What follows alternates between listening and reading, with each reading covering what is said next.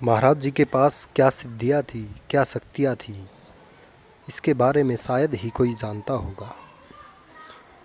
लेकिन वो उनकी लीलाओं के माध्यम से प्रकट होती रहती थी और जन कल्याण के लिए वो लीला रचते रहते थे।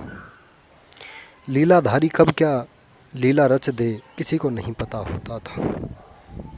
वो कहाँ बोलते हैं, क्या करते हैं, जनमानस बस उन्हें अपनी इन नश्वर आँखों से ही देख सकता था, लेकिन कहाँ हैं, क्या कर रहे हैं, कोई नहीं पहचान सकता था। बात कुछ होती थी, जब निकल के सामने आती थी तब पता चलता था कि गुरुवर क्या बात कर रहे हैं। लेकिन जो देखने वाली बात है, जो दिखती थी सबको, वो एक थी कि महाराज जी सदैव राम नाम का स्मरण करते रहते थे। वो सदैव राम राम राम राम नाम का स्मरण करते रहते थे और एक डायरी भी थी जिसमें वो हमेशा राम राम लिखा करते थे, जो किसी ने महाराज जी को भेंट की थी। महाराज जी के कैंची में अंतिम दिन के पहले दिन भी महाराज जी ने उसमें राम राम लिखा और अगले दिन की तारीख डाली और उसे खाली छोड़ दिया था।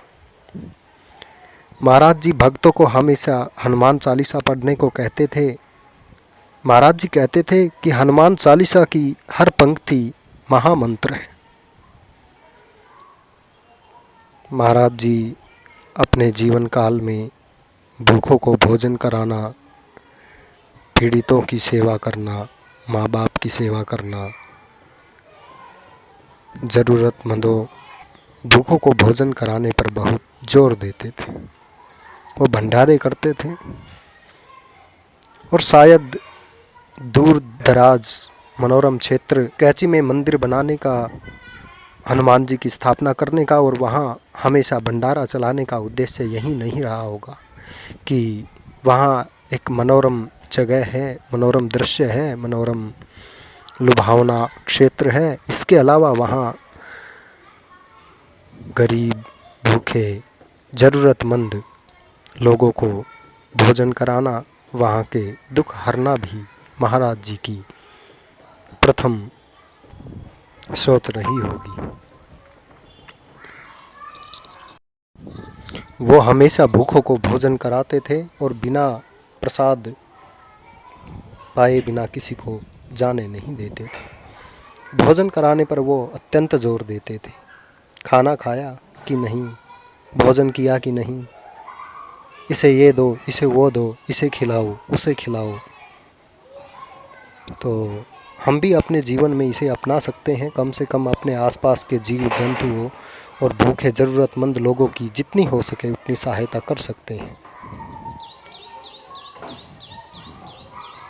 अगर कोई जीव जंतु हमारे घर आकर अपने पेट की क्षुधा शांत करता है, उन्हें हमारे घर आकर कुछ मिलता है, तो ज़रूर महाराज जी हमारे घर में, ज़रूर महाराज जी घर को अपना घर समझेंगे और उनकी कृपा ज़रूर होगी।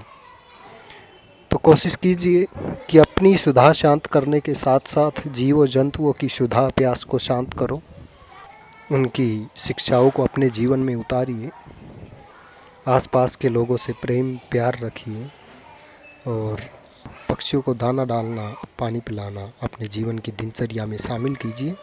श्री बाबा जी राम नाम पर अत्यंत जोर देते थे। कहा भी गया है कि भाव कुभाव अनख आलस हूँ, नाम जपत मंगल दिशिदस हूँ। कि श्री हरि का, भगवान का, श्री राम का नाम भाव से, कुभाव से, आलस्य से, किसी भी प्रकार से लिया जाता है तो दसों दिशाओं में सिर्फ मंगल ही मंगल होता है।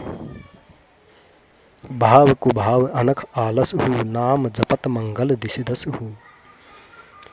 भगवान श्री बाबा नीम करौली श्री हनुमान जी के अवतार समझे जाते हैं, श्री रामदूत भगवान हनुमान।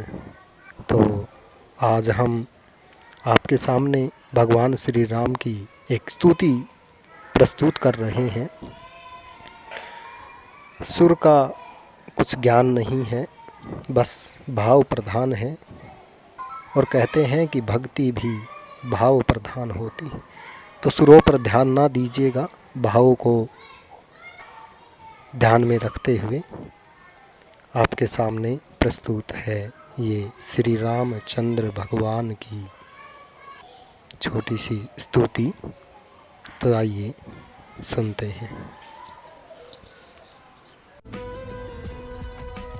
श्री रामचंद्र कृपालु भज मन हरण भवय भय दारुण, नव कंज लोचन कंज मुख कर कंज पद कंजारुण, कंदर्प अगणित अमित छवि नव नील नीरद सुंदरम, पटपीतिमान हूँ तड़ित रुचि सुचि नौमि जग सुतावरम, भजु दीन बंधु दिनेश दानव दैत्य वंश निकंदन, रघुनंद आनंद कंद कौशल चंद दशरथ नंदनम, सिर मुकुट कुंडल तिलक चारु दारु अंग विभूषणम, अजानु भुज सर चाप धर संग्राम जित खर दूषणम, इति वदति तुलसीदास शंकर शेष मुनि मन रंजनम, मम हृदय कंज निवास कुरु कामादि खल दल गंजनम, मनुजाहि रचेहु मिलहि सोबरु सहज सुंदर सावरो,